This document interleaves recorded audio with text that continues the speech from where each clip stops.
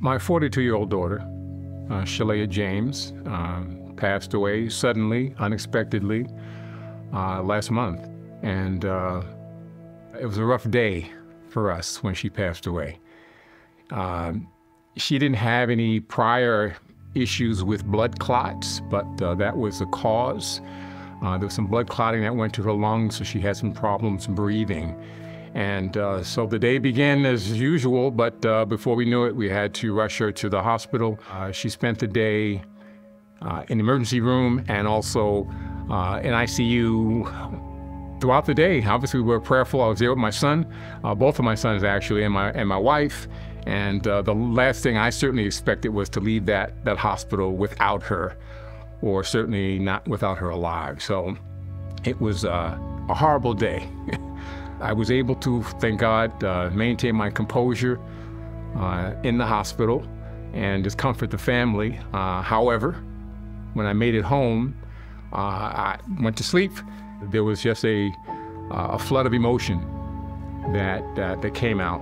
And it was, when you go through something that's shocking like this, it affects everything. Your mental, your physical, your spiritual, emotional. And although I was composed at the hospital, was not composed at home. It just came out, and it was unfiltered, uncontrolled pain. I just cried out. And my wife tried to, it was late after midnight, so she tried to quiet me down. And I got louder. So my son was able to calm me down, but it was just so painful to go through that and to go through the realization that you just lost your daughter and we miss her. But God, He strengthens us. He comforts us when we're mourning. When we're going through these situations, He's good. He's always good. And He demonstrated that to us. It was the prayers of the saints of the church, my family members and others, positive thoughts that was very comforting to us. God took us through it. When we are weak, He's strong. When our heart breaks, His heart breaks. One of the pivotal moments in this grieving process, and it's a process, it's a journey, it's not done.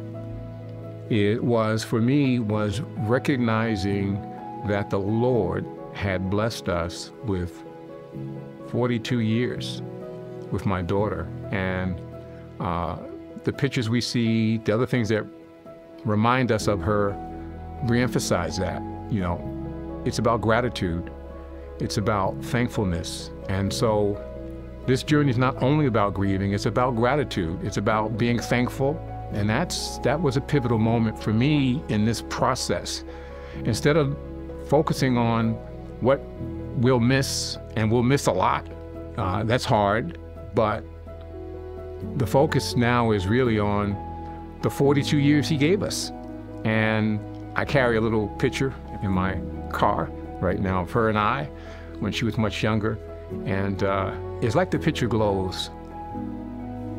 And I know it doesn't, but to me it does, because it reminds me of her smile and the good times we had together, and the fact that the Lord gave us 42 years with her. So that gave me joy, gave me peace, gave me strength.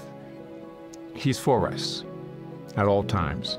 He's with us, alongside of us. And Jesus experienced loss of friends. Lazarus, in the book of John 11, he mourned with Mary and Martha and others.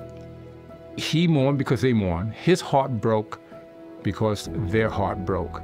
God the Father gave up Jesus, His Son. And if the pain that I felt and that others feel is anything as an example, you can imagine what God felt when He gave up His Son, Jesus Christ, on the cross, and all the pain associated with that. So if He's given up His Son for us, there's nothing else He won't do for us. There's nothing He won't withhold from us. If God is for us, who can be against us? If He didn't spare His own Son, how much more with His Son will he be willing to help us and strengthen us through everything that we experience. And he's been there for us every step of the way. Shalea was a loyal, responsible, beautiful young lady. We miss her. She was a daughter, a sister, an aunt, a friend, a blessing.